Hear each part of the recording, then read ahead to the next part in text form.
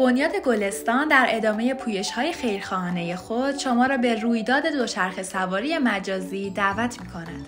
شما با شرکت در این رویداد فرصت کمک به آموزش کودکان نیازمند را دارید و می‌تونید تغییری در زندگی این کودکان ایجاد کنید.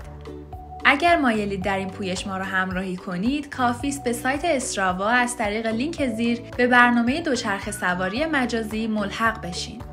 اسپانسر ما به ازای هر مایل دوچرخه سواری ثبت شده در استراوا به بنیاد گلستان برای هزینه‌های آموزش و تحصیل کودکان بی‌سرپرست و بدسرپرست کمک می‌کنه.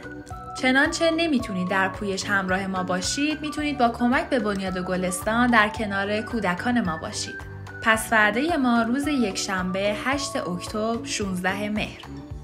منتظرتون هستیم.